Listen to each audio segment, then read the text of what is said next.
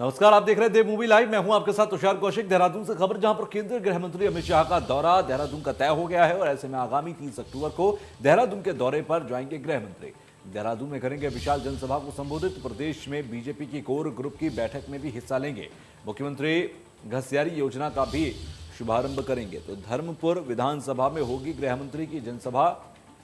तो केंद्रीय गृह मंत्री अमित शाह का यह देहरादून दौरा है और चुनावी तैयारी की नब्ज टटोलते नजर आएंगे गृह मंत्री। तो 30 अक्टूबर को देहरादून पहुंचेंगे और वहां पर जनसभा को संबोधित करेंगे। इसके साथ ही साथ चुनावी नब्ज को भी टटोलते नजर आएंगे। जो तमाम तैयारी की जा रही है चुनाव के मद्देनजर, उसको देखते हुए भी नजर आएंगे। तो मुख्यमंत्री घसियारी योजना का भी शुभारंभ यहां पर करेंगे। तो गृह मंत्री का दौरा लगभग तय है। आपको बता दें कि गृह मंत्री अमित शाह 30 अक्टूबर को उत्तराखंड पहुंच रहे हैं, देहरादून जाएंगे। देहरादून में जनसभा को संबोधित करेंगे। तमाम तैयारी उससे पहले दुरुस्त कर ली गई हैं। अमित शाह के दौरे को देखते हुए तमाम तैयारियों को दुरुस्त किया गया। देहरादून में विशाल जनसभा को संबोधित करने का कार्यक्रम है। प्रदेश बीजेपी की कोर ग्रुप की बैठक में भी हिस्सा लेते नजर आएंगे। तो मुख्यमंत्री घसियारी योजना का भी शुभारंभ यहां करेंगे।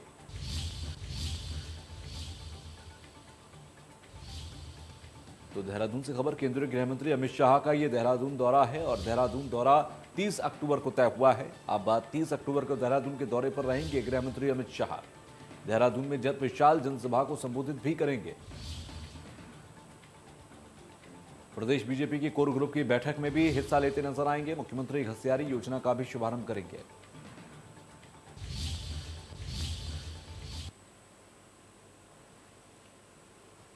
तो 30 अक्टूबर को अमित शाह देहरादून के दौरे पर रहेंगे।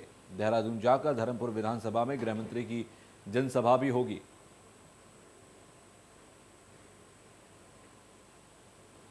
तो आगामी 30 अक्टूबर को देहरादून के दौरे पर आएंगे गृह मंत्री।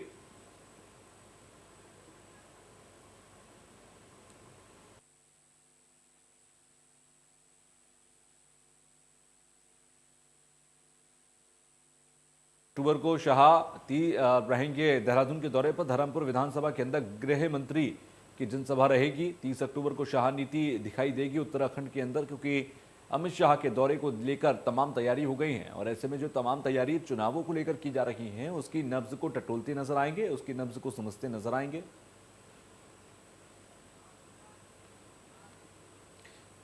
Uttarakhand bureau chief doctor Praveen Kumar हमारे साथ जुड़ गए हैं। प्रवीण, अगर देखें सीधे तौर पर अमित शाह का जाना वहां पर तमाम जनसभाओं को अलग कर रखकर देखें तो उत्तराखंड के चुनावों से ज्यादा दिखाई देता है, क्योंकि उत्तराखंड में चुनाव है हाल फिलहाल में। वहां पर नब्ज टटोलना बहुत जरूरी है। यही वजह है कि अमित शाह जाकर उन तमाम तैयारियों का जायजा लेते, समझते हुए, रणनीति को समझते हुए नजर आएंगे। बिल्कुल, एक महीने में दूसरा दौरा है ये अमित शाह का। और गृह मंत्री अमित शाह का यहाँ पर आना कहीं ना कहीं पार्टी के नेताओं और कार्यकर्ताओं में जोश भरने जैसा भी है। हालांकि वो घसियारी योजना के शुभारंभ करने के लिए आएंगे।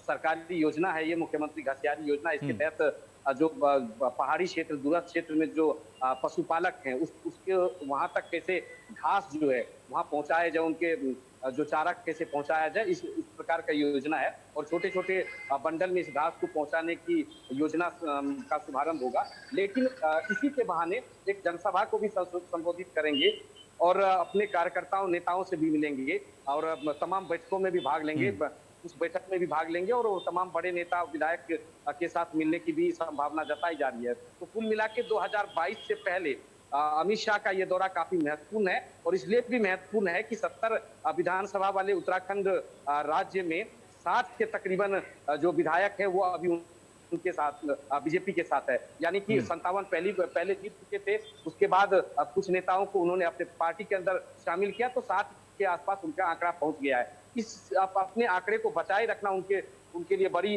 जो साख और नाक का सवाल है। और इसी के तहत तमाम कार्यकर्ताओं से मिलेंगे और आगे की रणनीति पर चर्चा भी करेंगे।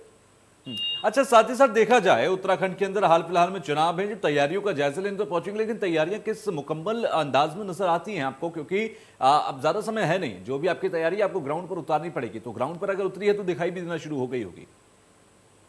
देखिए, बीजेपी के तमाम नेताओं का ये कहना है कि बीजेपी जिस दिन से एक चुनाव जीतती है दूसरी जीत के लिए तैयार हो जाती है और जमीन पर काम करती है। बीजेपी के तमाम नेता अलग अलग क्षेत्रों में जा रहे हैं। पर्यवेक्षक की नियुक्ति हो चुकी है, बूथ स्तर पर, पन्ना स्तर पर काम चल रहा है। लेकिन बीजेपी के साथ यहाँ पर एक जो फैक्टर है वो है एंटी इनकम्बेंसी फैक्टर। यहाँ पर सरकार है, तकरीबन 57 विधायक उनके पास थे और पूरे 5 साल तक में सरकार इनकी लगभग चल रही है। अभी 5 साल पूरे होने वाले, 3 मुख्यमंत्री उन्होंने किए हैं। इन सभी मुद्दों का जो जवाब है जनता के बीच देना होगा, कि मुख्यमंत्री क्यों बदले गए, महंगाई है, ये तमाम मुद्दे हैं, उसका किस तरह से बीजेपी काउंटर करती है, देखने वाली बात होगी। अच्छा, ठीक है। जो तमाम तैयारियां हैं गृह मंत्री के दौरे को लेकर, वो कितनी हैं? क्योंकि धर्मपुर विधानसभा पहुंचेंगे, वहां पर जनसभा भी है, कितने लोगों के जुटने की वहां पर संभावना दिख रही है आपको? जी देखिए, जो ये जनसभा है ये योजना के तहत ही हो रहा है। मतलब घसियारी योजना है, वहीं पे जनसभा को भी संबोधित करेंगे, वहीं पे कार्यकर्ता नेता भी वहां पर पहुंचेंगे। धर्मपुर विधानसभा जो सीट है शहर के बीचों बीच है और यहाँ से बीजेपी के विधायक है विनोद चमोली, उन पर जिम्मेदारी दी गई। पूरे पार्टी के संगठन लगे हुए हैं और हालांकि कल ही ये फाइनल हुआ है। पहले टेंटेटिव डेट था कि 30 को आएंगे या नहीं आएंगे, लेकिन कल दोपहर बाद ये फाइनल हुआ कि वो आ रहे हैं यहाँ पर, तो उसके लिए तैयारी जोर शोर से शुरू कर दी गई। ठीक है, शुक्रिया हमसे जुड़ने के लिए प्रवीण और बातचीत करने के लिए। तो कुल मिलाकर अब 30 अक्टूबर को पहुंचेंगे गृह मंत्री देहरादून के दौरे पर और घसियारी योजना का भी शुभारंभ यहां पर करेंगे, उसके बाद एक जनसभा। अगली खबर की तरफ रुख करते हैं। उत्तराखंड में आई आपदा पर सियासत गर्मा गई है। कांग्रेस ने सरकार पर आरोप लगाए हैं, सरकारी मदद ना पहुंचाने का भी आरोप लगाया है। विरोध में कांग्रेस कल देहरादून में बैठेगी उपवास पर। कांग्रेस ने राज्य सरकार को 5 दिनों का अल्टीमेटम दिया था। तो कांग्रेस ने सरकार पर लगाया है आरोप, सरकारी मदद ना पहुंचाने का आरोप लगाया गया है और कुल मिलाकर यहां अब विरोध में कांग्रेस कल देहरादून में उपवास पर बैठ जाएगी और धरना प्रदर्शन यहां पर रहेगा। फिलहाल कांग्रेस ने राज्य सरकार को 5 दिनों का अल्टीमेटम दिया था और ऐसे में अब जो आपदा आई उससे जो नुकसान हुआ वो एक तरफ, दूसरी तरफ कांग्रेस अब इस पर सियासत करती नजर आ रही है। कांग्रेस की तरफ से सियासती अनशन शुरू हो गए हैं। कल उपवास पर बैठ रही है कांग्रेस के कई नेता बैठेंगे। तो सरकारी मदद ना पहुंचने का आरोप कांग्रेस की तरफ से लगाया गया है। फिलहाल आपदा के दौरान वहां पर सरकार की तैयारियों को नाकाफी कहते हुए कांग्रेस कल उपवास पर बैठ रही है। कांग्रेस ने राज्य सरकार को 5 दिनों का अल्टीमेटम दिया था और 5 दिनों के अल्टीमेटम के बाद अब कांग्रेस यहां कल अनशन पर बैठेगी, कल उपवास करती नजर आएगी। तो उत्तराखंड में आई आपदा पर सियासत गर्मा गई है। कांग्रेस ने सरकार पर आरोप लगाए हैं। तो सरकारी मदद ना पहुंचाने का आरोप लगाया गया।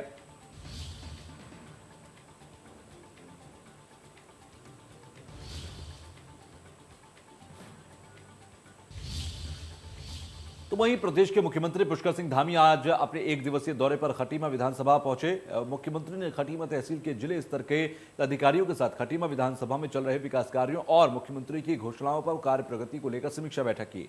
मुख्यमंत्री ने समीक्षा बैठक में अधिकारियों से खटीमा विधानसभा में उनके द्वारा की गई घोषणाओं पर कार्य प्रगति की जानकारी ली।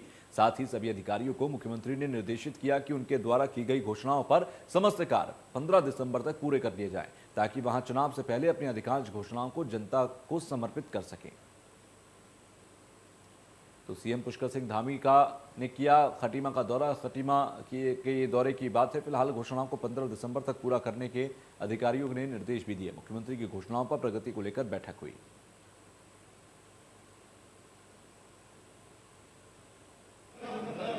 सबकी समीक्षा करिए और सभी अधिकारियों को कहा है कि जल्द से जल्द जो है कामों को पूरा करें और जो हमारा गड्ढा मुक्त का अभियान है वो गड्ढा मुक्त का अभियान पूरा करें। जो योजनाएं हमारी 70% 80% पूरी हो गई है जल्द से जल्द 10 नवंबर तक पूरा कर लें।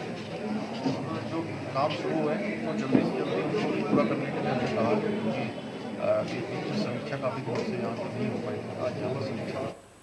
इसी के साथ एक छोटा सा ब्रेक के बाद भी खबरों का सिलसिला लगातार जारी है।